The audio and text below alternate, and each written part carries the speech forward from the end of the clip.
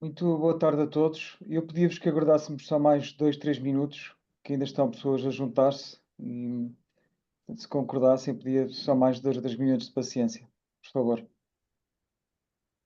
Com certeza. obrigado. Vamos reunir o máximo de pessoas, que o tema vai ser certamente muito interessante, Sim, com muita necessidade de debate e por isso acho que é mais do que justo este, aguardar deste conjunto de pessoas que estão muito expectantes em, de certeza, fazer muitas perguntas ao Daniel. Ainda certamente. para mais aproveitarmos a nossa língua mãe. Exatamente. É, Nessa uma sorte toda desta. vantagem. É, Como é que está o tempo aí, Daniel? Aqui, para os nossos padrões, esfriou, tá 21 graus. pois. Então, É sempre uma questão de os padrões, não é? padrões, É sempre uma questão de pros nossos, padrão. pa- mas para os nossos padrões está bem gostoso. É. Muito bem. Eu diria que se calhar íamos começando, eu ia Sim. fazendo aqui uma introdução à iniciativa e entretanto as pessoas vão se juntando. E eu começo naturalmente por vos cumprimentar a todos, por cumprimentar naturalmente o Filipe, o Daniel e todos aqueles que se vão juntar a este nosso webinar, que como sabem está inserido numa iniciativa mais vasta chamada Programa Mais Valor em Saúde Vidas que Valem, que é um programa que vai já para a sua quarta edição. E é um programa que tem um objetivo principal, que é o de cimentar em Portugal a cultura de cuidados de saúde baseados em valor, ou Value-Based Healthcare, que no fundo não é mais do que esta ideia de melhorar continuamente a qualidade na prestação de cuidados no Serviço Nacional de Saúde, realinhando os nossos recursos, redesenhando a forma como prestamos cuidados, de forma a irmos mais ao encontro dos resultados que interessam aos nossos doentes. Envolver os nossos doentes, repensar aquilo que fazemos para ir mais ao encontro daquilo que de facto os nossos doentes procuram quando precisam de cuidados de saúde. Vai já para a sua quarta edição, como eu vos dizia, e inicialmente, na primeira edição, começou essencialmente por selecionar alguns projetos, algumas ideias, algumas equipas que nos hospitais portugueses quisessem implementar projetos de valor em saúde, apoiando depois essas equipas na implementação. Basicamente, é um apoio financeiro de 50 mil euros para cada uma das equipas selecionadas, que se traduz, se materializa na forma de consultoria, equipas que ajudam os nossos hospitais a implementar, mas logo desde a primeira edição nós percebemos que não bastava ir para o terreno com as nossas equipas, ajudá-los, sentimos também falta de alguma componente formativa. Percebemos durante o processo que as equipas precisavam ter mais conhecimento sobre valor em saúde. E por isso, no ano passado tivemos uma primeira experiência em que fizemos formação em todo o país, em boa verdade no Porto, Coimbra e Lisboa, e mais uma que gravamos, uma formação que gravamos que foi disponível nos nossos canais.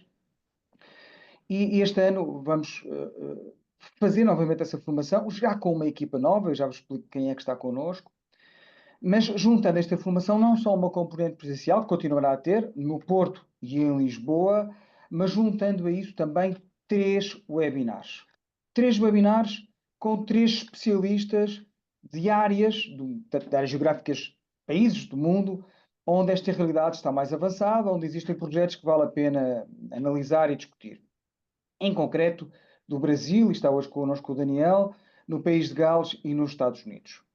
Dizia-vos eu que é uma iniciativa que tem vários parceiros, portanto, é uma iniciativa que tem naturalmente a nossa associação, a Associação Portuguesa de Administradores Hospitalares, que é apoiada pela Gilead.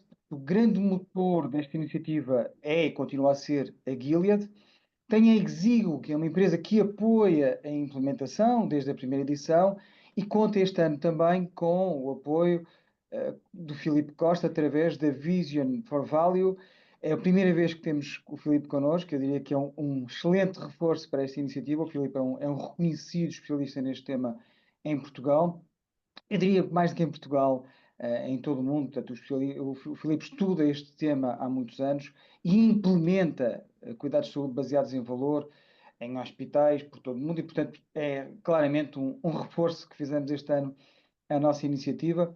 Temos um parceiro tecnológico que é a Mel Empresas, E temos também o apoio institucional da Ordem dos Enfermeiros, dos farmacêuticos e dos médicos, e portanto é uma iniciativa já muito sólida, já muito madura e que, como vos disse, vai para a sua 4ª edição. Mais uma vez, muito obrigado a todos. Nós temos sentido da parte dos hospitais portugueses, da parte até dos profissionais de saúde, um interesse crescente por este tema, pelos cuidados de saúde baseados em valor, porque de facto quem conhece, quem lê, quem começa a perceber do que é que estamos a falar, consegue muito rapidamente entender a mais-valia desta metodologia, a mais-valia, eu diria até o caráter transformador que os cuidados de saúde baseados em valor podem ter para um sistema de saúde como o nosso e, em concreto, até para o Serviço Nacional de Saúde. E, portanto, é uma enorme satisfação poder, mais uma vez, dar início a este novo programa, a 4ª edição do Mais Valor em Saúde, fazê-lo com o Filipe, fazê-lo com o Daniel. E eu passava desde já ao Filipe. O Filipe vai moderar esta sessão, vai apresentar o nosso amigo Daniel do Brasil, explicar, dar o contexto, explicar também quem é o Daniel e o que é que poderemos esperar desta sessão. Um abraço a todos e até já. Filipe. Obrigado. Xavier, muito obrigado. É sempre um privilégio poder fazer parte de todas estas iniciativas, ainda para mais em Portugal, fazer parte daquilo que é uma grande evidência do caminho que Portugal tem feito na sua afirmação destes modelos de value-based healthcare e que posso dizer agora cada vez mais com muita robustez que nós verdadeiramente estamos num patamar evolutivo significativo, com uma grande demonstração em que as próprias administrações são os grandes alavancadores para iniciativas e trazerem as equipas clínicas em conjunto com todos os stakeholders para que o modelo de value-based healthcare seja uma realidade no país e, acima de tudo, seja uma representação internacional naquilo que estamos a fazer e verdadeiramente damos passos, às vezes curtos, mas muito consolidados para fazermos bem e sermos uma representação internacional naquilo que estamos a fazer. E é isso que estas medidas e estas iniciativas que nós temos que elevar. O programa Mais Valor em Saúde tem sido um pilar essencial e a APA, desde todas as iniciativas que tem tido agora cada vez mais na sua gênese este conceito no seu discurso, na sua afirmação, na capacitação dos seus próprios profissionais, na capacidade de olharmos para isto como uma cadeia de stakeholders verdadeiramente definitiva e por isso cada vez mais temos que trabalhar todos em conjunto enquanto stakeholders e, claro, trazer todos os stakeholders para esta cadeia fundamental. A Gilead tem sido verdadeiramente uma empresa que está sempre num cutting edge a garantir que verdadeiramente estas iniciativas são realidade e por isso, mais do que estarmos a falar sobre conceitos teóricos ou conceitos muito, muito abstratos, não. Isto é o exemplo típico de que há uma afirmação, uma necessidade de implementação e é uma verdadeira necessidade de trazer todos os stakeholders, inclusivamente é exíguo naquilo que é a sua continuidade de afirmação, naquilo que tem sido a sua ajuda permanente também nesta definição e o nosso parceiro tecnológicos também, a Mel Empresas, no sentido de trazer para esta realidade uma necessidade absoluta desta afirmação. Só todos juntos é que conseguimos ir longe, porque sozinhos vamos devagar, e por isso nada mais que começarmos esta jornada, que eu estou certo que irá finalizar com grandes projetos, porque verdadeiramente estou muito ansioso pelas medidas e pelos conjuntos de projetos que aí vêm, porque estou a ver Portugal com garantia de uma afirmação muito forte, com projetos que já estão na sua, como se costuma dizer, na verdadeira gira no forno, de uma forma muito, muito, muito consolidada, e eu não podia deixar de começar e começarmos este webinar com uma pessoa que verdadeiramente vocês vão conhecer. Eu gosto de dizer que mais do que às vezes falarmos sobre as pessoas, o trabalho fala per si. O Daniel Haber é médico otorrinolaringologista, tem um Lean aplicado à saúde pelo Albert Einstein, tem uma formação altamente especializada em Value-Based Healthcare pela Harvard Business School, um MBA pela Fundação Dom Cabral, é CEO da Unimed Franca e do Hospital São Joaquim, em que vai certamente nos surpreender e vai-nos certamente trazer aquilo que nós gostamos de ver. Modelos de valor em saúde com a sua efetividade, implementação e resultados. E por isso, todos estes parceiros que vos convido nas próximas sessões também a verem, serão um reflexo disto. Não os exemplos dos outros, mas sim os exemplos daquilo que eles fizeram, aquilo que eles conseguiram e aquilo que verdadeiramente este modelo pode trazer, que é uma verdadeira mudança estrutural num sistema com resultados efetivos. E por isso, Daniel, muito bem-vindo, muito obrigado por fazer parte desta nossa família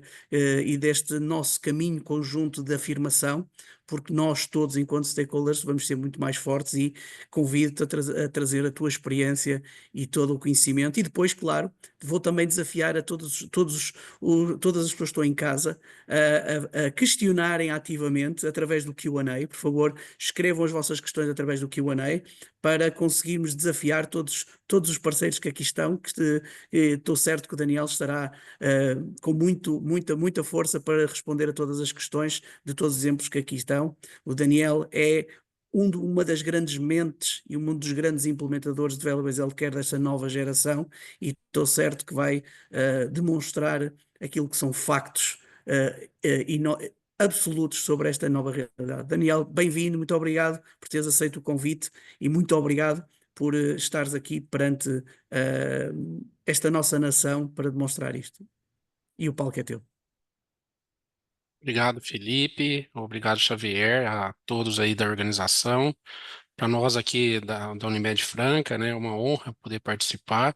É um desafio, porque nós estamos falando com uma nação que a gente espelha, né, no modelo de assistência à saúde. Então, vou tentar aqui mostrar o que a gente faz aqui de inovação e depois a gente abre para as perguntas. Vou só compartilhar a apresentação. Só me confirmem aí se vocês já estão vendo. Sim?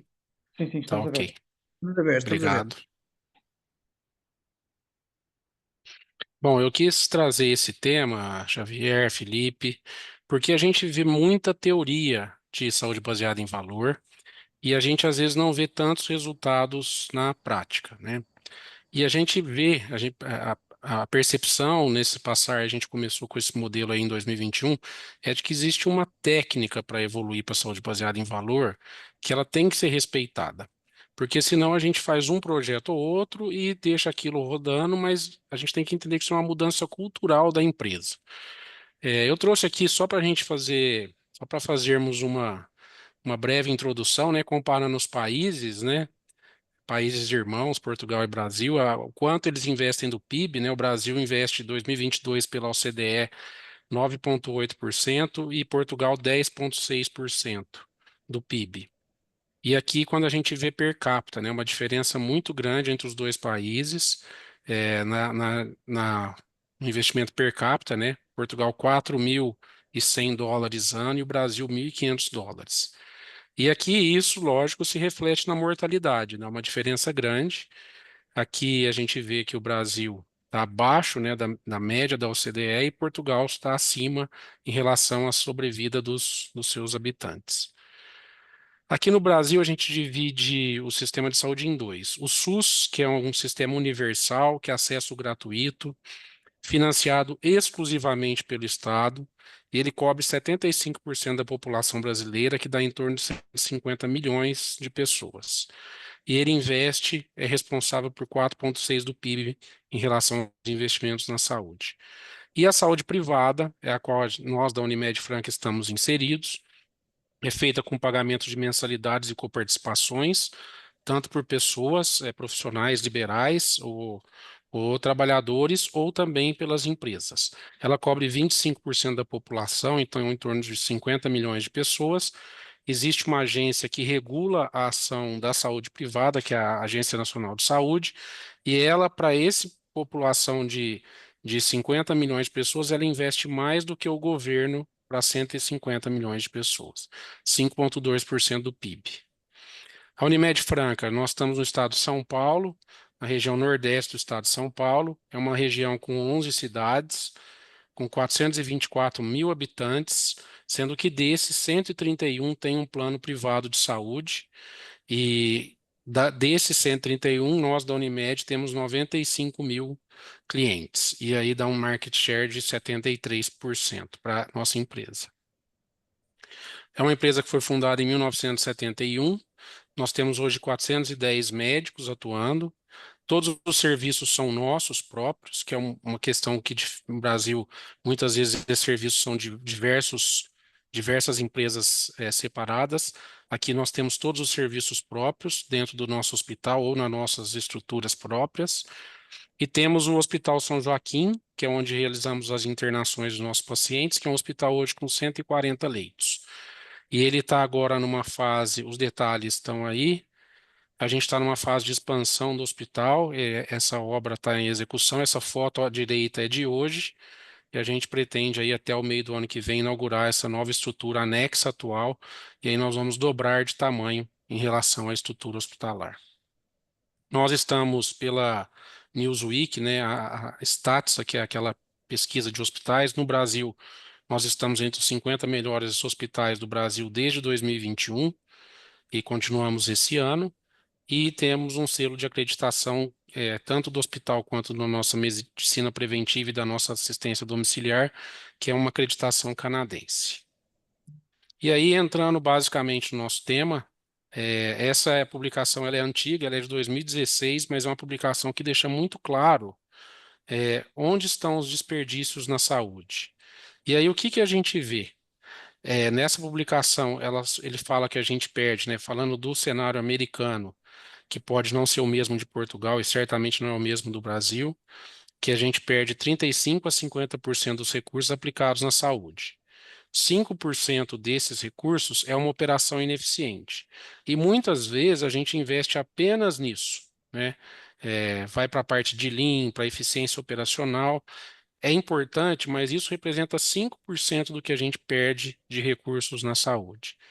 50%, que é o que a gente vai falar aqui, os dois de baixo, eles estão relacionados a modelo de remuneração e a um modelo fragmentado de cuidado, né? Então, a maior parte dos desperdícios ela está relacionada a como a gente assiste aos pacientes e não a operação nossa dentro de um hospital.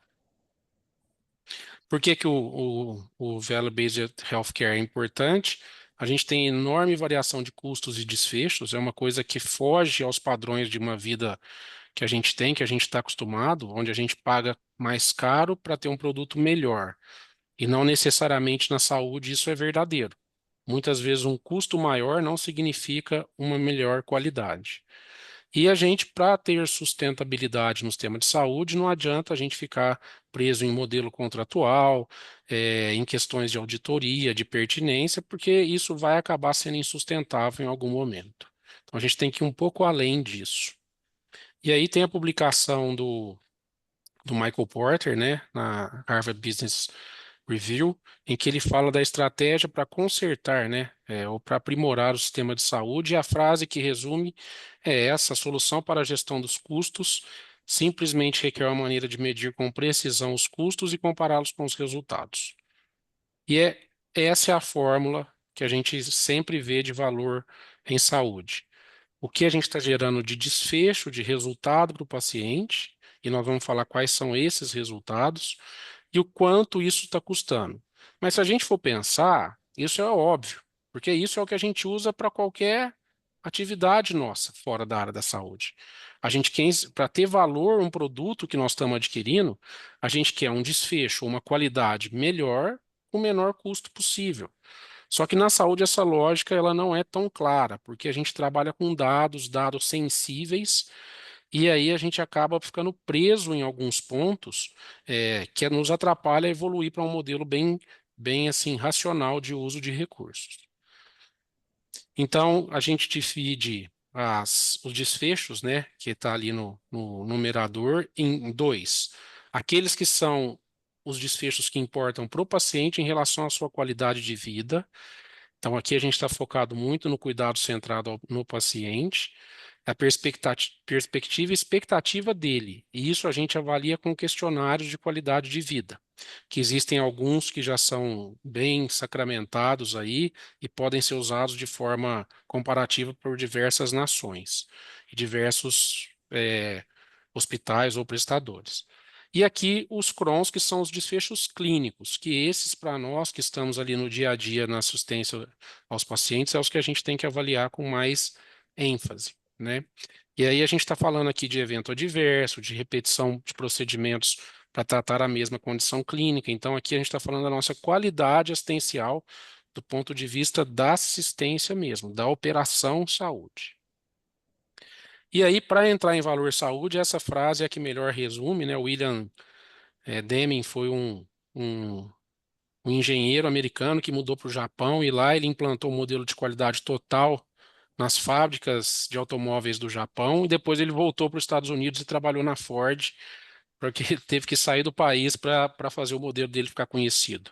E aí ele tem essa frase que é muito interessante, que é: não se gerencia o que não se mede, não se mede o que não se define, não se define o que não se entende e não há sucesso no que não se gerencia. Então, por que que eu pus essa frase? Porque, basicamente, quando a gente está falando de valor em saúde, nós estamos falando de dados. E a gente pensar que uma estrutura de valor em saúde, ela se resume a um business intelligence, uma tela, um dashboard BI, é um equívoco. Porque um dashboard BI, ele é o início para se pensar em valor saúde. Então, ter uma base de dados estruturada, que você consiga analisar de forma crítica, e é dali você ter raciocínios que podem fazer uma análise preditiva, e isso é o básico para a saúde baseada em valor. Então, quando a gente está falando de saúde baseada em valor, a gente está um ponto além de um BI, de um Business Intelligence. Nós estamos falando de Data Analytics, que aí é o que a gente está fazendo a análise crítica de dados. E aí, aqui é só uma telinha para resumir a diferença entre esses dois. Aqui, então, o que a gente vê que a decisão para a saúde baseada em valor, ela tem que ser orientada por dado. A gente não pode pegar uma condição clínica da nossa cabeça e falar, vamos fazer isso. Tem que ver se aquilo é um problema para a população ou para a operadora ou para o hospital que está prestando assistência. Então, o primeiro ponto é ter uma base de dados confiável e estruturada, né, que aí é o nosso BI, o Business Intelligence. A gente tem que empoderar as equipes, porque não adianta pensar que uma diretoria ou um conselho de administração vai desenvolver projetos assim. Obviamente que eles têm um papel fundamental na hora de aprovação e na hora de aplicar as correções, mas o desenvolvimento é muito mais amplo que isso. E é importante incluir as lideranças do corpo clínico, tanto médicos quanto a enfermagem, porque eles vão ajudar muito no aculturamento desse modelo. Nós precisamos fazer uma análise crítica dos dados, porque tem vieses de confirmação, a gente acha que é aquilo e tendemos de forma involuntária a buscar a resposta que a gente já espera. Desenvolver um projeto estruturado com KPIs, a gente precisa ter indicadores mensuráveis para saber se está no caminho que a gente deseja. Avaliar os resultados e aplicar os ajustes, e depois avaliar se isso é replicável para outras populações ou não. E a maior parte do tempo a gente perde não, né? A gente investe do 1 ao 5 para que o projeto saia bem feito, para não ter que ficar fazendo grandes correções. Aqui nós começamos com um núcleo estratégico que faz essa função de análise crítica dos dados. Esse começamos em 2022. Então a gente pega os dados do BI e transforma em dados estratégicos para a empresa através dessa análise de dados em relação à sua criticidade, em relação à sua relevância. Nós temos a equipe fixa, que são 2 enfermeiras navegadoras, um analista de inovação, 3 analistas de dados e 3 gestores de projetos. Tá? Essa é a nossa equipe. Conforme o projeto sai, a gente envolve as áreas necessárias, e aí vocês vão ver os 3 que nós vamos mostrar aqui, os 4, as áreas que a gente incluiu. Lembrando que as lideranças médicas são muito importantes nessa fase de participar de elaboração do projeto. E aí nós também desenvolvemos esses projetos todos com a parceria do professor Felipe, que trouxe um conhecimento técnico e prático de já ter aplicado isso, que para nós foi muito importante, senão a gente estaria bem atrás ainda nesse desenvolvimento. Nós começamos com a catarata por ser o mais simples, porém a cirurgia ambulatorial mais realizada no nosso hospital. Usamos como modelo o ITION, né, em que o paciente é submetido a um questionário de qualidade de vida antes da cirurgia e com 3 meses do procedimento. Esse questionário ele é validado para a língua portuguesa do Brasil e de Portugal também. Ele chama CAT-QUEST.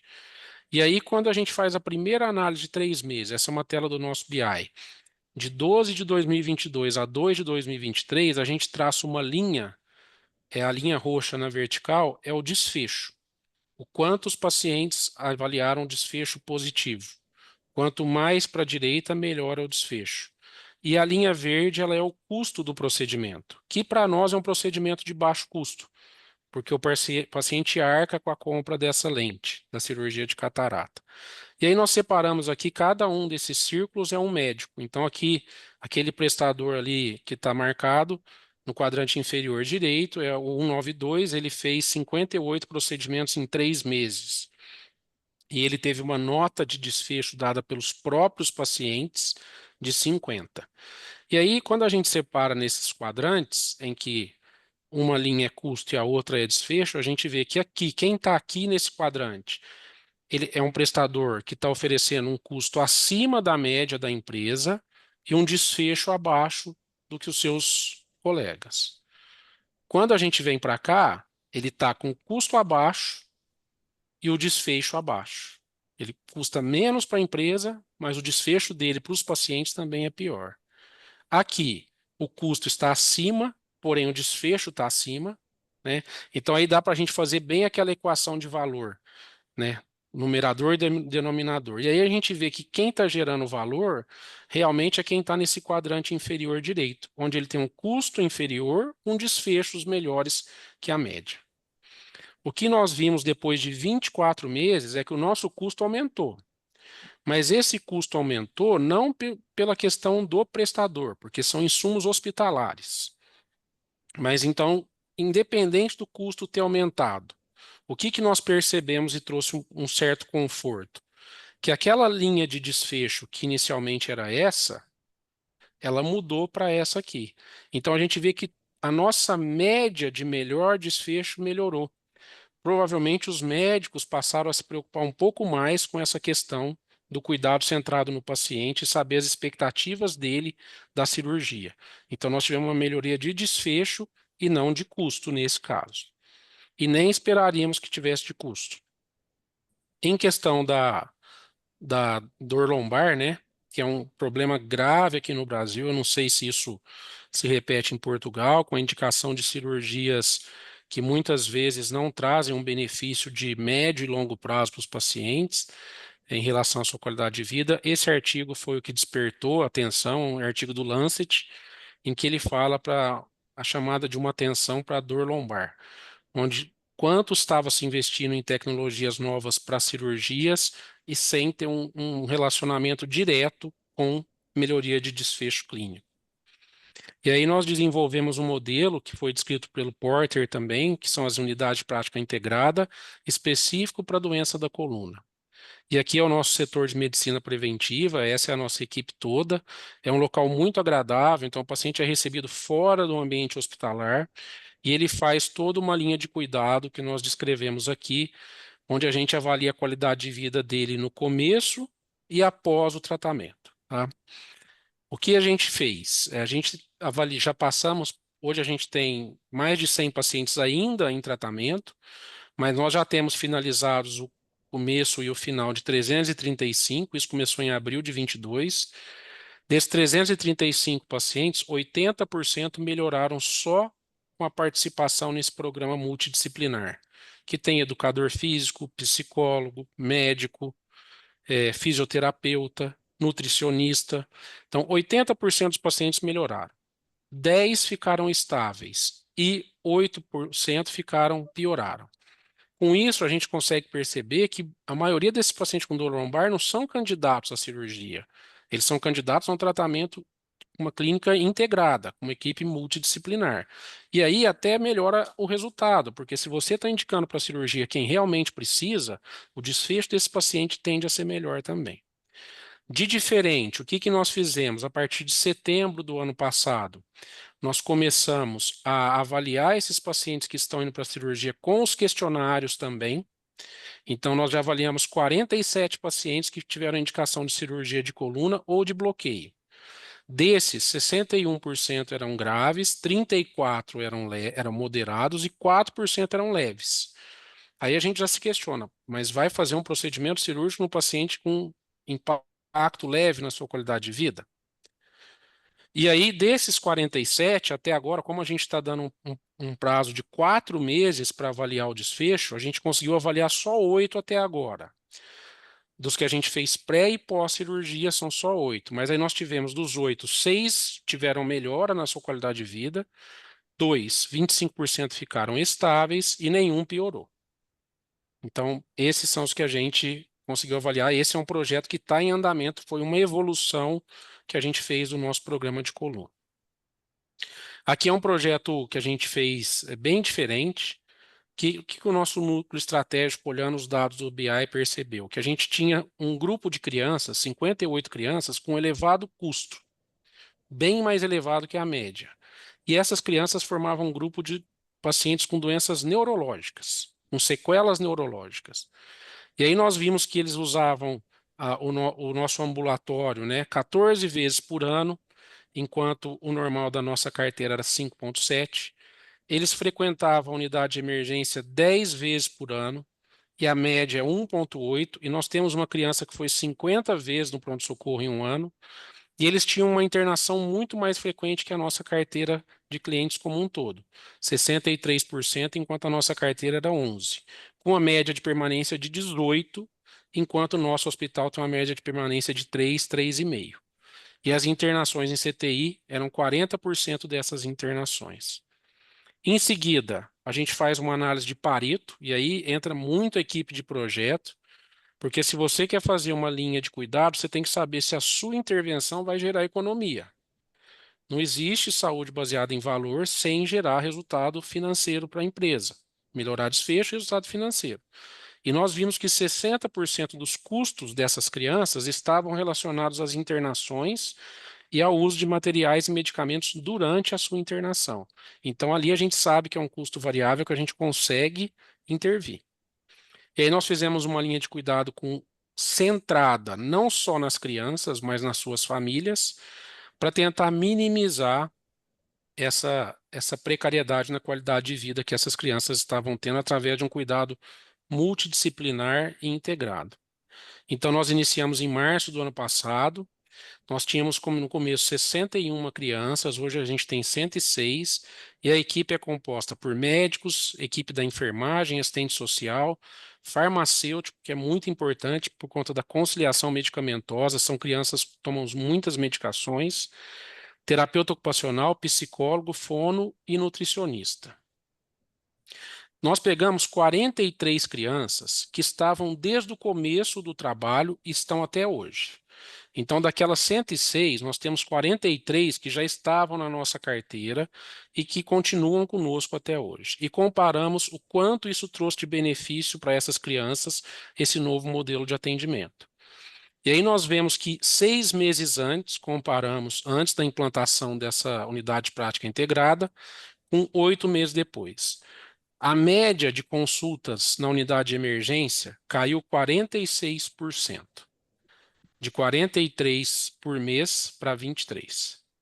A média de internações para esse grupo caiu 51,9%. E os custos com essa carteira diminuíram 16%, que paga o nosso investimento na unidade prática integrada e ainda sobra recurso.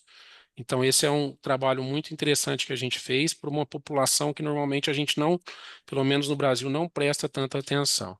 E aqui eu trouxe para vocês verem o quanto isso reflete nas famílias. Essas imagens são dos pais, né, com as crianças sendo atendidas lá no nosso ambulatório.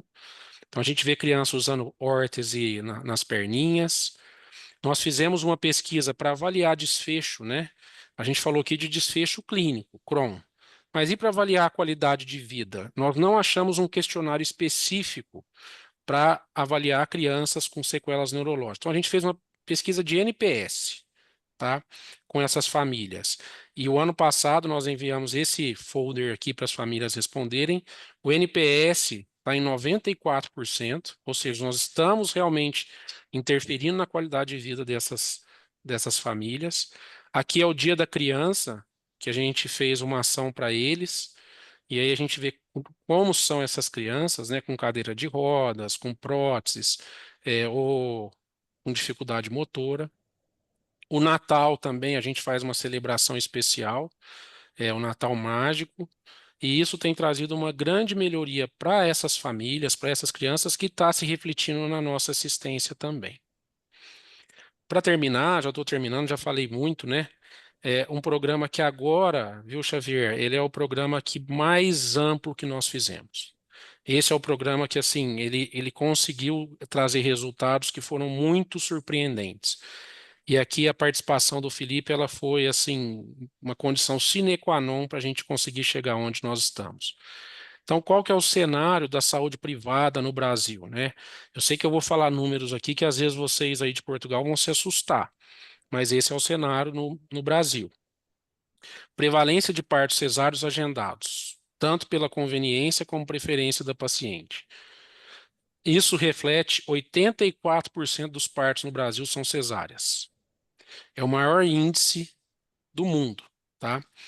Com isso, a gente acaba fazendo uma sobrecarga de utilização dos serviços, porque muitas dessas cesarianas, partos cesáreos, são agendados com crianças antes das 39 semanas.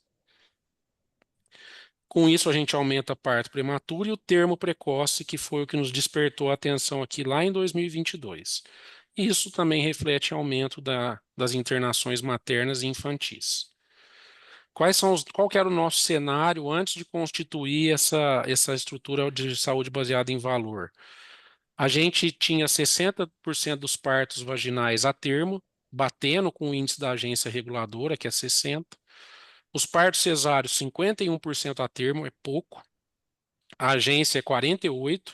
Então, mesmo a gente estando mal, a média brasileira ainda é um pouco pior, tá, na saúde privada.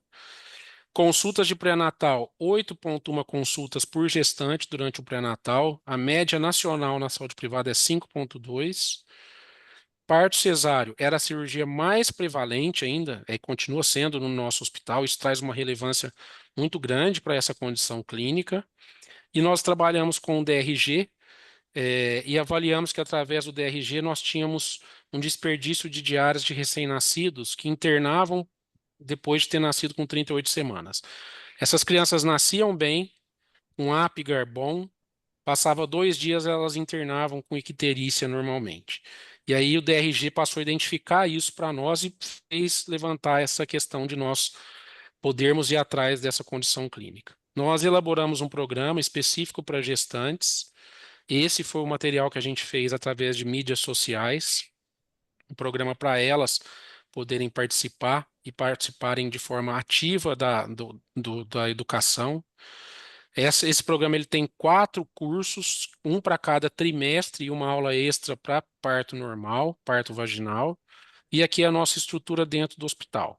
A outra parte da estrutura está dentro da medicina preventiva, que são aquelas fotos da coluna que eu mostrei. Aqui ao lado esquerdo é um dia de um grupo do programa de gestante, que vão os pais, vão os pais e as mães, né? E às vezes leva a avó também para ver o que a gente está orientando.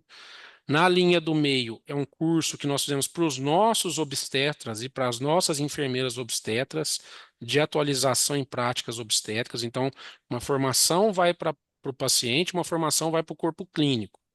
E aqui são os pais, aí os futuros pais, sabendo, aprendendo a mexer com o nenê e a gente mostrando como que também faz as manobras, como que cuida de um nenê. Aqui nós tivemos em 2022 1.252 partos. Aí em 23 e 24 nós já separamos em quem participou do programa e quem não participou, porque é voluntário. E aí o que a gente vê no gráfico abaixo, que é uma tela do BI? A gente começou com 100% de participação. A linha verde ali é que todas as gestantes participaram. Só que a gente não tinha capacidade para atender todo mundo. A gente não imaginava que fosse fazer esse sucesso. E aí nós tivemos que reestruturar e hoje a gente vê que fechamos o ano de 24 ali com 84% das gestantes dentro do programa e 15% fora. Quais foram os resultados? Consulta de pré-natal. E aí nós fizemos uma análise estatística comparando exclusivamente quem participa e quem não participa do programa. Nós tivemos um resultado excelente, com uma estatística provando que o programa foi eficiente em aumentar as consultas de pré-natal, que é uma coisa que a gente quer. O programa também foi eficiente em diminuir as consultas da unidade de emergência. Então a gente vê aqui, ó, um paciente que está no programa vai na unidade de emergência 1,3 vezes durante a gestação. E o que está fora vai 7 vezes. Mas por que essa diferença? Porque o programa, ele navega esses pacientes. Então, antes do paciente procurar a unidade de emergência, ele entra em contato conosco e a gente marca com o obstetra dele ou com outro obstetra. Então, você ganha nas duas pontas. Você diminui a consulta de urgência e aumenta a consulta de pré-natal. E foi estatisticamente significante. Em relação a parto cesáreo e parto normal, não tivemos sucesso. Continuamos com 80% de partos cesáreos. Então, não foi estatisticamente significante. Aqui, em relação a partos cesáreos agendados, se a gente olhar a linha de baixo, a gente vê que saiu de 10% de parto agendado para 11%, para 9%, para 8%, para 8%. Mas o mais interessante é olhar a linha de cima, onde a gente sai de um parto agendado com 39 semanas, de 6% para 9%, para quem está no programa, para depois 6,8%. Mesmo assim, isso foi significativamente, foi estatisticamente positivo. Então, a gente não diminuiu a quantidade de parto agendado, mas nós aumentamos a quantidade de partos agendados após as 39 semanas. E diminuímos aquele termo precoce, que era uma grande preocupação nossa, que é de 37 a 38. Em relação a parto a termo vaginal, a gente também consegue melhorar, fazer com que esses partos vaginais sejam a termo, também deu significância estatística, e partos cesáreos também, até por conta do agendamento. Então, a gente sai de 51% de partos cesáreos a termo para 64% em 23 e para 60% em 24. Também foi significativamente positiva a associação do programa com o parto cesáreo a termo. Aí, falando agora de desfecho clínico. Primeira coisa, Apgar da criança no 7º minuto. 0,8% era menor, as crianças nasciam com Apgar menor que 7 em 22. Para quem estava no programa, ficou em 0,5%. Para quem estava fora do programa, em 3% em 23. Depois 1% e 3,1%. Então, aqui também deu significância. As pacientes que estão no programa, as crianças nascem com Apgar maior que 7, na grande maioria das vezes, mais do que quem não está no programa. Internação em UTI neonatal, a mesma coisa. A gente sai de 2,9 para 1,6. Depois para 2,2. E quem não está no programa chega a bater em 11% de internação neonatal. Também foi estatisticamente significante. E para terminar, a redução das internações das mães, das puérperas no CTI, que segue a mesma lógica. Quem não está no programa, passa menos em consulta com o médico, tem menos diagnóstico com morbidade, vai ter mais problemas durante o parto. E aqui também foi significativamente positivo. Eu deixei errado ali, mas depois eu corrijo.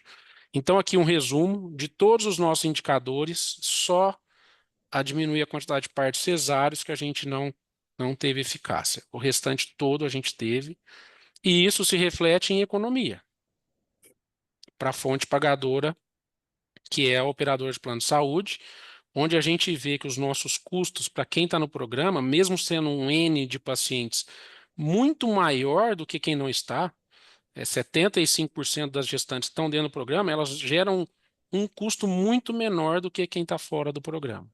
E aí a gente estimou essas economias feitas pelo programa e a gente chegou num número aqui de mais de R$ 1 milhão, que aí daria em torno de 200 mil euros, 180 mil euros, de economia gerada por um programa que basicamente focou na educação das pacientes e no trabalho das enfermeiras navegadoras.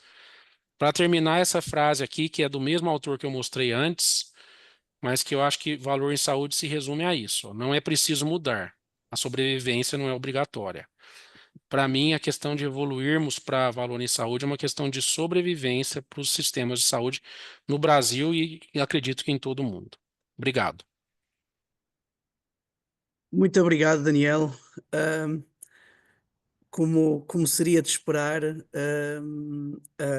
os factos apresentados falam completamente por si. Muitos parabéns por todo este trabalho, que tem sido um trabalho de grande, grande, grande desenvolvimento num curto espaço de tempo, e isto também é muito importante que os nossos ouvintes em casa percebam que há coisas que em curto espaço de tempo se consegue com grandes, grandes, grandes factos, e por isso, antes de eu fazer alguma pergunta, eu iria desafiar toda a gente, por favor, coloquem perguntas no Q&A, porque aproveitem este facto de estarmos aqui com o Daniel para lhes fazerem as perguntas que vocês que verdadeiramente querem, esclareçam as dúvidas que queiram, por isso, se quiserem começar muito bem. Temos já aqui uma pergunta e eu vou passar aqui diretamente ao Daniel. Ah, Acima de tudo, a que pergunta aqui o Mauro Cauri, gostaria de confirmar a sua fala de que no projeto da catarata o paciente paga a lente. Qual é o motivo?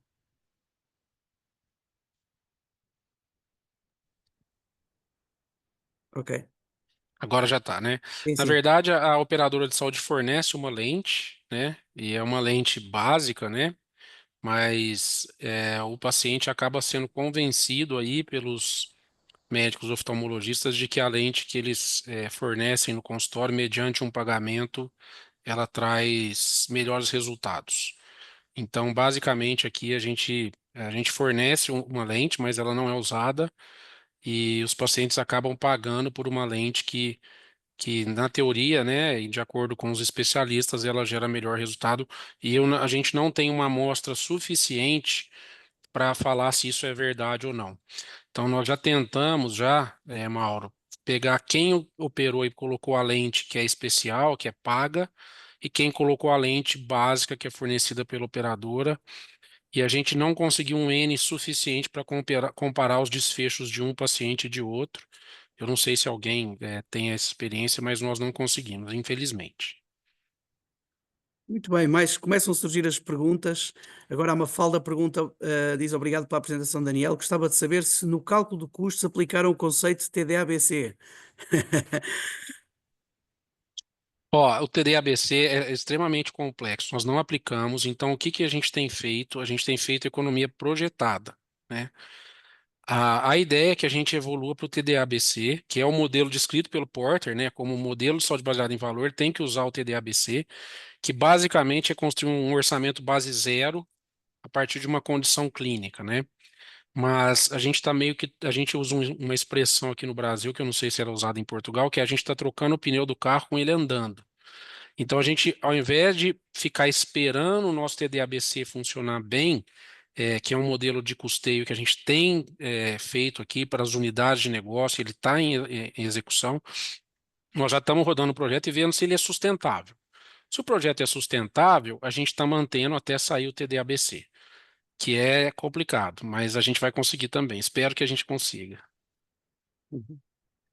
Ok. Enquanto aguardamos, muito bem. O Mauro continua ativamente a perguntar sobre o questionário de qualidade de vida nas crianças com sequelas neurológicas. Ele sugere o Child and Family Quality of Life e como o CFE QL2 manual. Obrigado, Mauro. Estou certo que, como Vou sempre, anotar aqui integrante. já. E eu aproveito, enquanto vão surgindo outras perguntas, para fazer aqui algumas perguntas ao Daniel. Daniel, eu sei que o Brasil tem estado numa ascensão quase meteórica na necessidade de incorporação destes modelos de valor em saúde, mas eu gostava de perceber exatamente, e tu que estás dentro deste país, o que é que se está a passar na realidade? Felipe, tá uma. Eu estou um pouco com receio e assim, é uma coisa que eu compartilho com as pessoas aqui na nossa empresa, de que a saúde baseada em valor, ela entra em um descrédito por conta da questão de ela estar muito na teoria e pouco na prática. E às vezes as pessoas acharem que uma empresa ela deve fazer uma condição clínica e depois está tudo certo, ela faz saúde baseada em valor. Então, o que que eu quero dizer com isso? Quando a gente está falando sobre baseado em valor, é um modelo cultural, que a gente pega as condições clínicas de maior impacto financeiro para as fontes pagadoras, né? Que aí a gente entra em oncologia. Aqui no Brasil, a questão dos autistas é uma questão que impacta bastante também. E além dessas que eu coloquei aqui, gestante, pela sua frequência e prevalência, as crianças com sequelas neurológicas, a questão da coluna. E a gente tem que entender que são diversas condições clínicas que cabem dentro de um programa de saúde baseado em valor. Então, se realmente for uma situação que para aparecer um modismo, olha, eu trabalho com saúde baseada em valor, trabalho com condição clínica tal, tá ótimo, mas isso tem que ser um modelo cultural da empresa. Porque, como eu falei no começo, tudo que a gente faz em relação a de consumo, nossa, a gente está avaliando valor, que é qualidade e custo. Se a gente achar que é necessário só para uma condição clínica, está errado, porque isso não vai manter a sustentabilidade do sistema. Então, pegar as condições clínicas de maior impacto, os pacientes com maior utilização e tentar melhorar a jornada deles para que tenha uma redução do custo, mas gerando melhor desfecho, eu acho que isso tem que ser uma prática cultural da empresa. Tem que ser, tem que estar no core da empresa pensar dessa forma. Muito bem, Daniel. Muito interessante porque nós verdadeiramente cada vez mais vemos que quem gradualmente fala sobre a implementação de Value-Based Valor em saúde fala deste tema, a cultura organizacional e a necessidade de verdadeiramente saber o que estamos a mudar. Temos aqui mais algumas, por exemplo, a Alda Monteiro pergunta, obrigado pela partilha. A AO tem dados relativos à vigilância em gravidez com a integração dos cuidados da rede de cuidados de saúde primários e o valor gerado nos outcomes, sobretudo na gravidez de baixo risco? O Daniel até tem uma Olha, medicina preventiva, certo? nós temos a medicina preventiva. Na medicina preventiva, a gente tem um ambulatório de planejamento familiar, mas no Brasil, a gente não tem a atenção primária em saúde. É uma questão que difere bastante dos modelos que a gente vê aí na Europa e também no hemisfério norte, né? Então, os pacientes, normalmente, eles já passam direto com o médico obstetra. Eles já fazem um acompanhamento. O modelo de atenção primária de saúde ele funciona em parte no SUS, né, no sistema público, mas no sistema privado não tem. Então, para aquelas 50 milhões de vidas que estão no sistema privado, a gente vê pouquíssimos casos de atenção primária em saúde. Então, essa melhoria de desfecho toda, a gente acaba não tendo essa avaliação de atenção primária em saúde, e sim de uma atenção secundária, que é o próprio obstetra.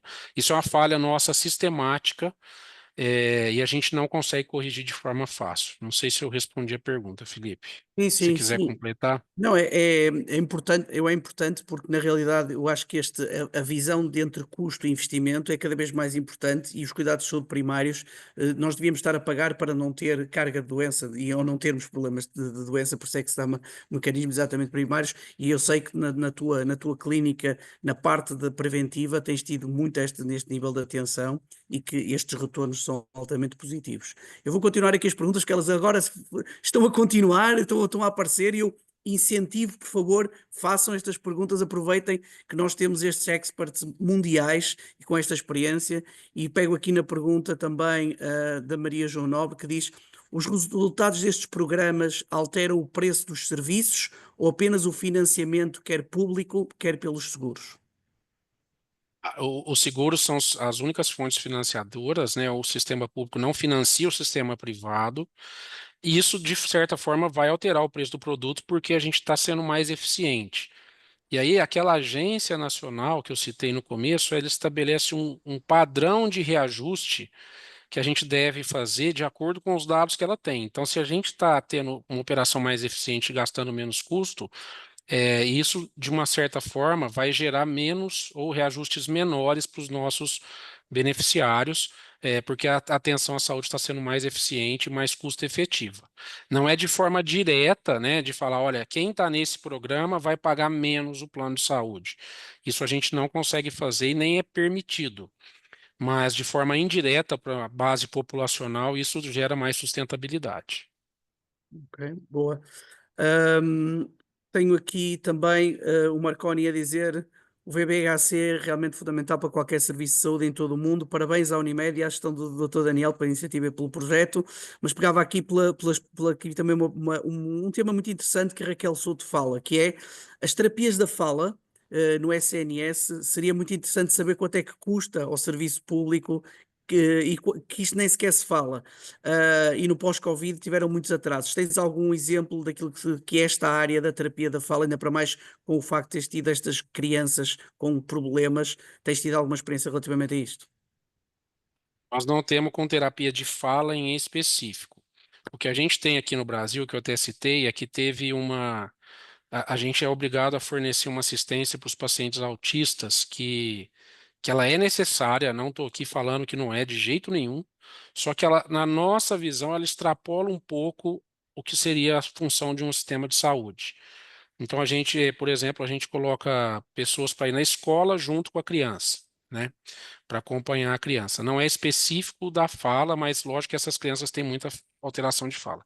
E o que a gente tem experiência, nós temos um serviço próprio também de atenção aos autistas e que atende crianças com alteração de fala também, é que sempre equipe multidisciplinar é o caminho para ter melhoria. Então, se a gente deixar na mão de um profissional único, seja uma fonoaudióloga, principalmente, muitas vezes a criança, né? Eu sou otorrinolaringologista, então é uma área que eu entendo. Muitas vezes aquela alteração de fala, ela é um mecanismo de mostrar que tem alguma coisa errada com aquela criança, que pode ser uma questão psicológica, uma questão familiar. Então, a equipe multidisciplinar, contando com o médico sendo o líder da equipe, eu acho que é muito importante para coordenar esses atendimentos. Senão, nós vamos ficar fazendo terapia em cima de terapia, sem saber o real motivo de atraso de fala ou outras coisas. Muito bom. E agora temos aqui, que fico muito contente de ver aqui a Cláudia Cafali, a fazer aqui uma pergunta, a dar os parabéns a Daniel, resultados fantásticos, mostram ser possível a pôr em prática a sair da teoria, como você falou. E ela pergunta uma coisa interessante, que é, no sistema Unimed nós temos a particularidade do intercâmbio. Você Sim. acha possível implantarmos VBHC neste modelo? Eu acho que só não é possível, Cláudia, como deve ser feito. A Cláudia também é uma defensora disso. Isso deve ser feito, isso tem que ser para todo o sistema de saúde. A gente tem que comparar desfechos um com os outros. Por exemplo, eu estou ali parado, entre aspas, com o programa da cirurgia da catarata, porque eu não consigo outros para comparar. Então, como que eu vou falar que os médicos aqui que fazem cirurgia da catarata são bons ou ruins se eu estou falando de 15 prestadores? Eu tinha que estar falando de 100 prestadores, né? Essa troca de informações no intercâmbio, aí seriam todos os pacientes da Unimed, para quem em Portugal não conhece, o sistema Unimed ele tem praticamente 20 milhões de clientes e a gente tem um sistema de troca, né, entre esses pacientes, mas a gente tem muita dificuldade porque há muita resistência em trocar essas informações. Felipe, eu vi uma pergunta aqui do Marconi antes, falando da experiência do É paciente. Eu isso? só Sim, queria sim. responder ele. Basicamente, sim. Quando a gente fala de PROM, que é o Patient Report Outcome Measure, a gente está falando de experiência do paciente. Então, quando a gente está falando de desfecho pro paciente que importa para ele, a gente está falando de avaliar a experiência dele, que é um dos indicadores mais importantes que tem para a saúde baseada em valor.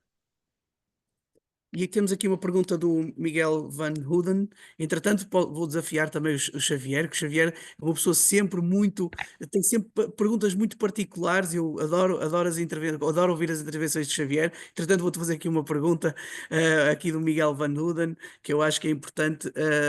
A partilha da experiência prática, ou seja, relativamente ao modelo de financiamento, tem em vigor modelos de VBHC como Bundle Payments ou utilizam um modelo de Fee for Service?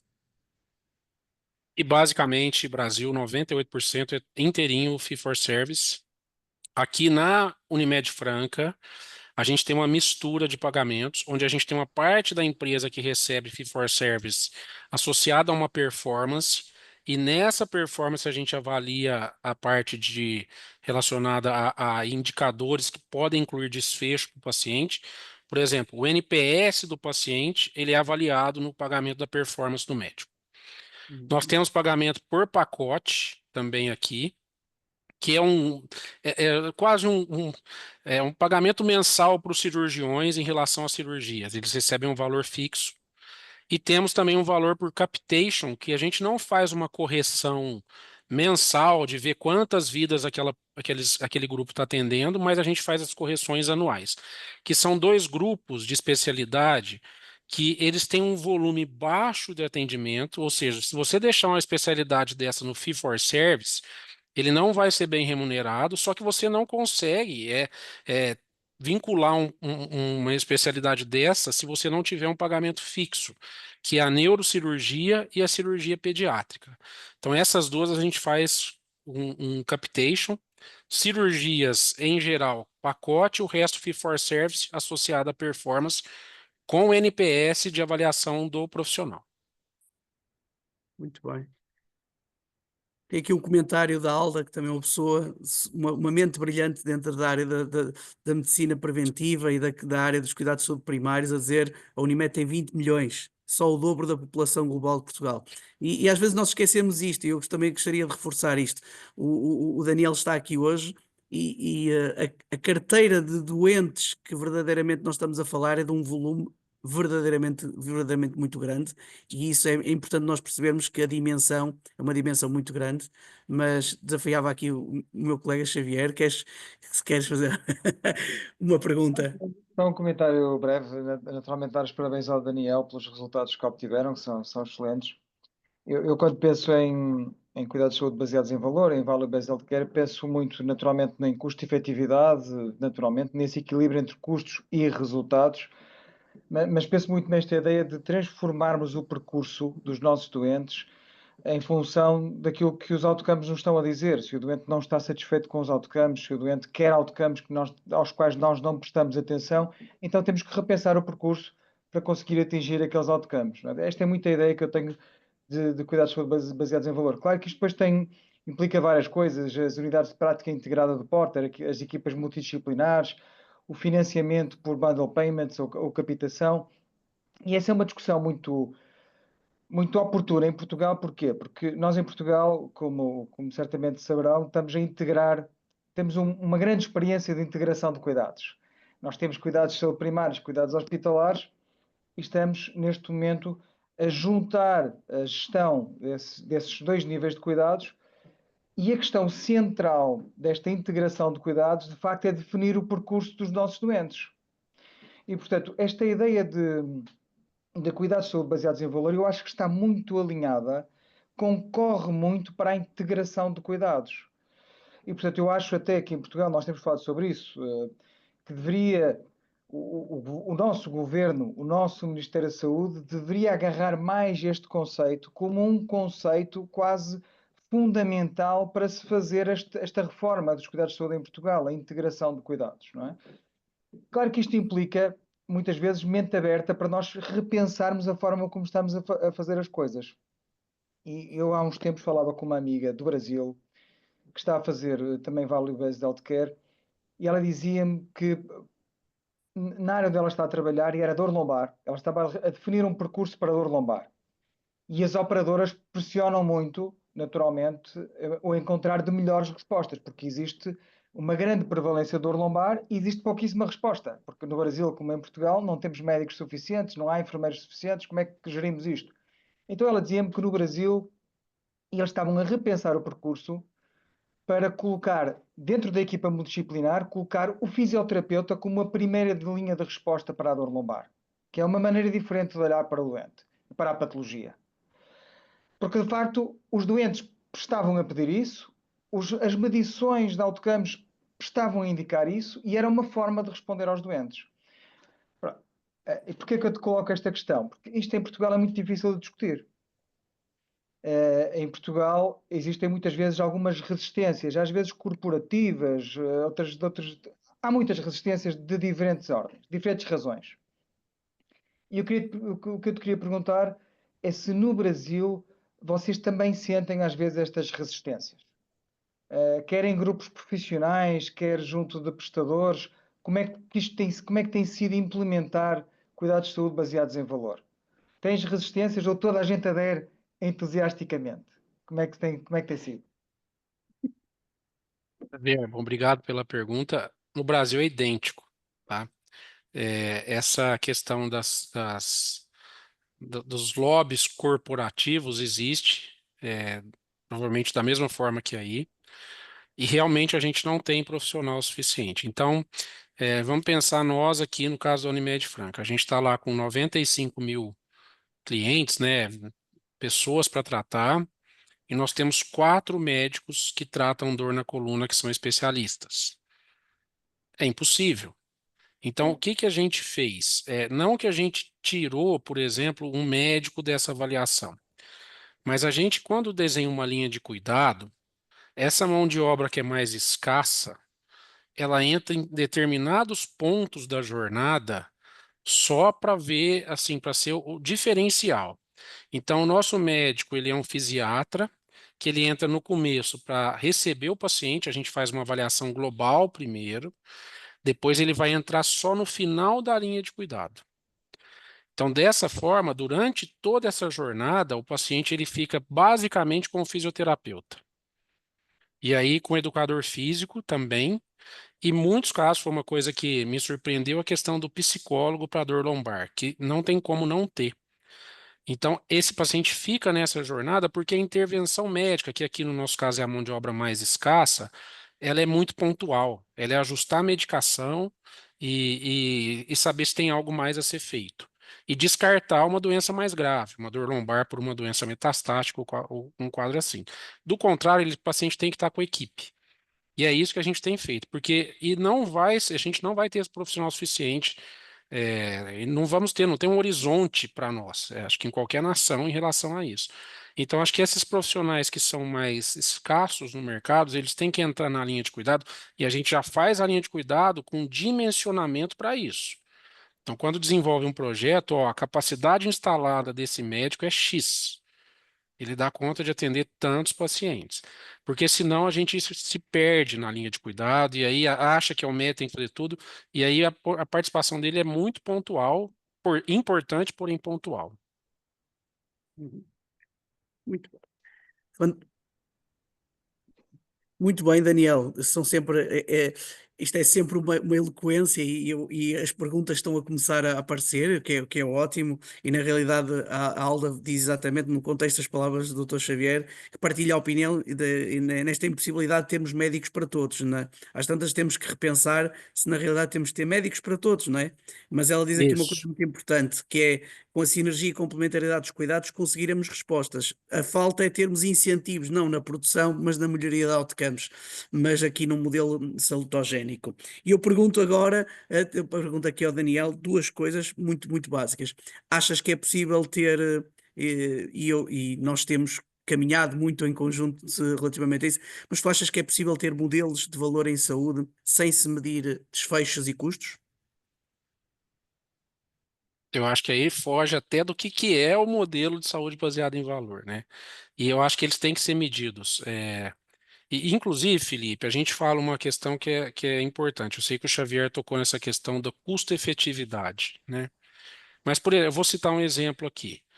Nós estamos com um projeto que eu não mostrei porque o resultado dele não era o que a gente esperava nos primeiros 6 meses, que é um projeto para idosos com mais de 60 anos. Por quê? Nós estamos com desfechos melhores, mas o nosso custo não abaixou. Então, assim, não necessariamente, como é uma equação, você pode subir o de cima, subir o de baixo e ficar no mesmo. Mas tem momentos que a gente tem que avaliar se vale a pena interromper ou manter um pouco mais e fazer novas correções. Mas eu acho que sem medir, viu, Felipe, com indicadores precisos de desfecho e um modelo de custeio, nem que seja um modelo básico, porque se a gente for esperar desenvolver um TDABC para fazer saúde baseada em valor, demora demais para a nossa realidade. A gente preferiu fazer um modelo de custeio básico, com economia projetada através dos melhores desfechos, e agora sim evoluir para um TDABC, que é o nosso modelo de custeio que a gente tem tratado aqui na parte financeira. Ok.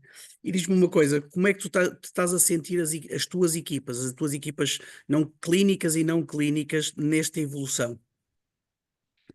É, eu acredito que depois de aí 3 anos, a gente conseguiu meio que aculturar a empresa nisso, né? Então, a gente tem aquele núcleo estratégico e a gente já vê que os médicos, como a gente comunica muito com os médicos, comunicado semanal, apresentações sobre os resultados, eles já sabem que quando a gente vai fazer um projeto, ele tem que ser um projeto que avalie desfecho e custo. Sempre, desfecho e custo. Então, isso ficou na cabeça das pessoas. Então, ninguém mais pede alguma coisa se não for com essas duas proposições. Isso é muito satisfatório. Vocês viram lá aquela linha de cuidado das crianças com atraso neurológico? As nossas colaboradoras aqui, quando vêm apresentar o caso, elas choram, as que tocam o projeto. Porque a forma com que essas famílias são impactadas é muito positiva. E eram famílias que ficavam assim, largadas, vai cada hora no médico, cada um passa uma medicação, vai na unidade de emergência. E aí, quando você centraliza e cuida desse paciente, coloca ele no centro, ele é importante, e a família dele. E aí, isso até emociona as pessoas. Então, quando elas vão falar aqui, eu até brinco. Já trouxeram os lenços? Já, porque vão chorar.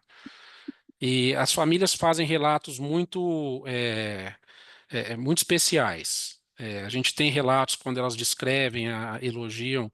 Então, isso é muito interessante. Isso é muito, muito legal. E nós tivemos um com uma gestante agora, também que foi muito interessante. Ela fez questão de vir agradecer. Era um caso grave de uma cirurgia intrauterina e que ela começou a ter informações muito diferentes, e aí nós trouxemos ela, falamos, é assim, o nosso médico, a nossa enfermeira obstetra, e depois que ela teve a criança, ela veio até trazer um presente para todos. Então, isso impacta positivamente a vida das pessoas.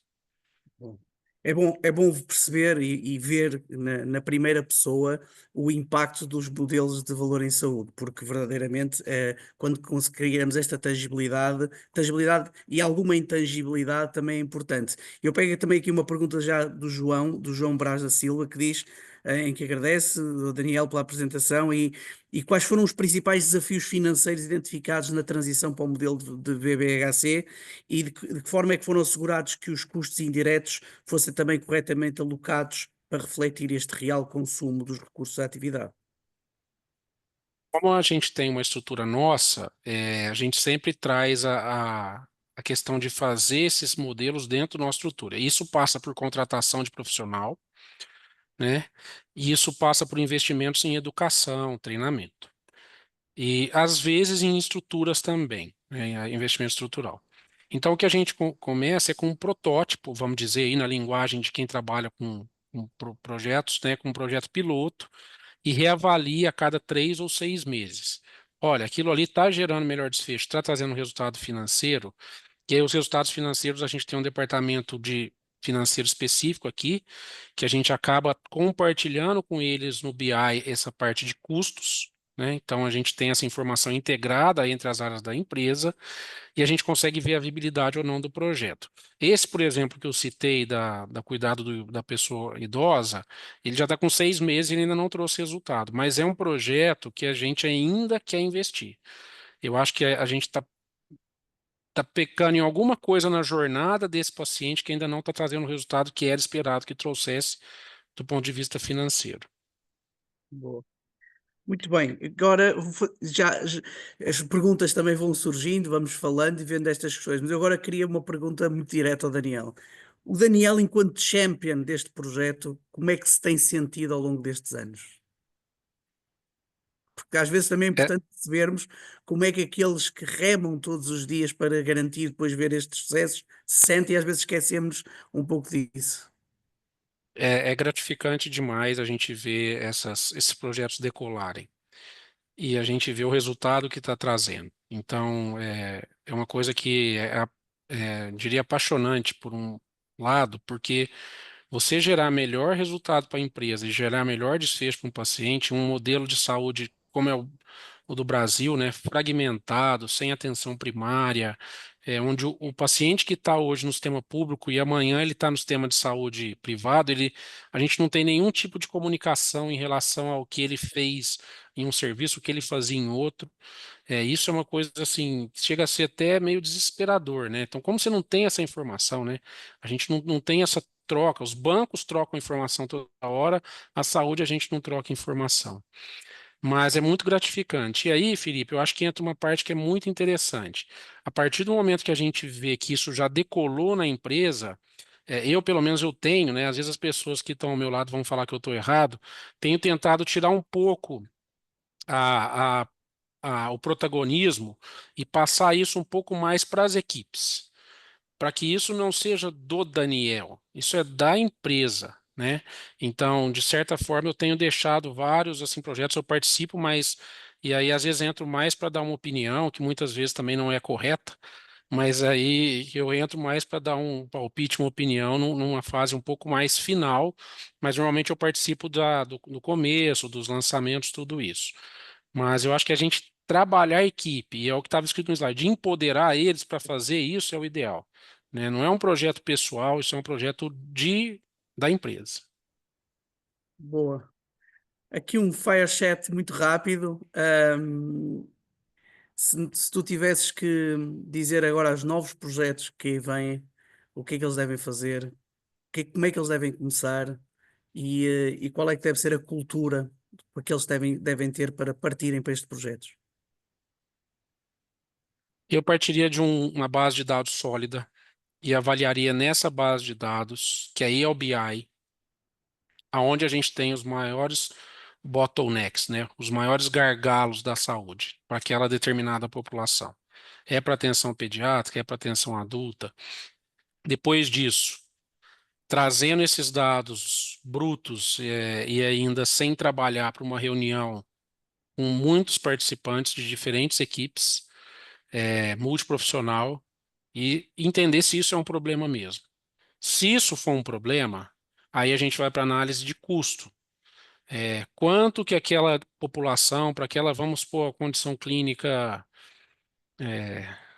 uma que a gente não falou ainda, vamos pegar um exemplo, dor na coluna, mas fratura Anca, prótese de Anca, quadril, prótese de Quadril. quadril, anca, que aí a gente fala anca. É, quanto que isso gasta? Tá, isso gasta como? Em diárias hospitalares, em honorários médicos, em fisioterapia, tá. O que que desse custo a gente vai conseguir reduzir se a gente for mais eficiente? Porque a prótese a gente não vai abaixar preço, né? O mercado determina. Mas a gente vai diminuir diária, né? Nós vamos diminuir é, reintervenções. E aí tem um trabalho que saiu até falando disso no New England, no Catalyst, falando o quanto uma preparação cirúrgica adequada é importante para um desfecho cirúrgico melhor. Então aqui nós vamos começar esse projeto também com a coluna.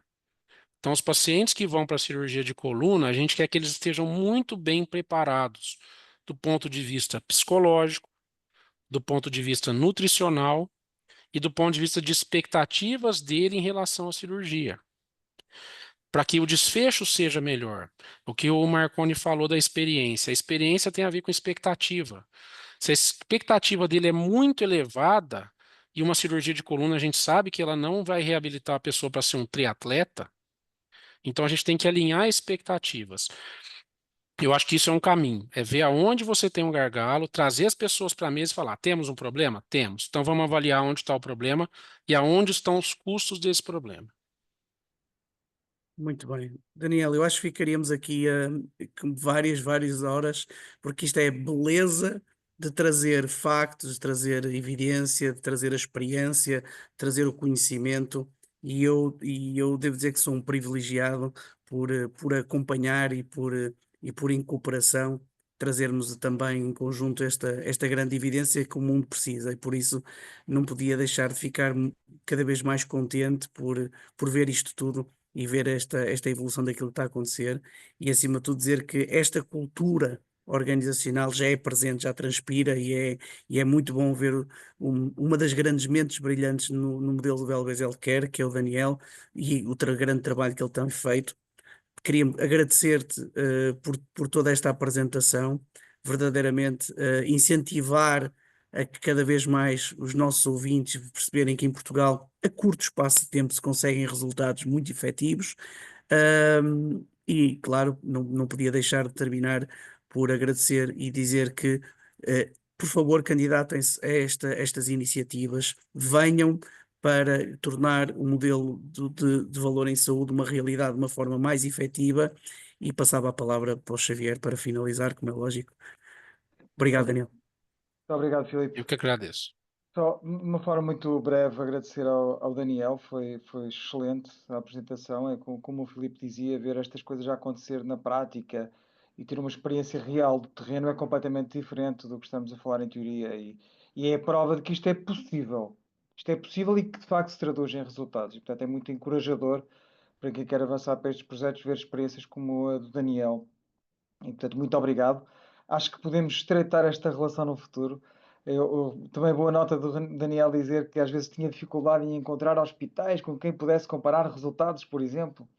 Acho que se calhar podemos pensar nisso no futuro, não é? Mais iniciativas conjuntas, Brasil-Portugal, em Value-Based Healthcare, e trabalharmos aqui em conjunto algumas áreas. Acho que isso faria todo sentido e por isso muito obrigado. Dizer-vos que na quarta-feira temos mais um webinar à mesma hora, agora a falar sobre a experiência do país de Gales. Eu não poderei estar, infelizmente, tenho uma outra reunião à mesma hora, mas estará a minha colega Raquel Santos, que estará aqui com o Filipe, e não tenho dúvidas, pelo que tenho lido daquilo que tem acontecido no país de Gales, pelo que tenho falado também com algumas pessoas, com alguns portugueses até, que estão mais associados àquilo que está a acontecer no país de Gales, que de facto será, de certeza absoluta, uma excelente sessão. E, portanto, convido-vos a todos a não faltar a essa sessão, que vai ser certamente tão boa como esta. E, portanto, um abraço a todos, muito obrigado pela vossa disponibilidade e até quarta. Até breve. Obrigado. Obrigado. Obrigado. Um abraço.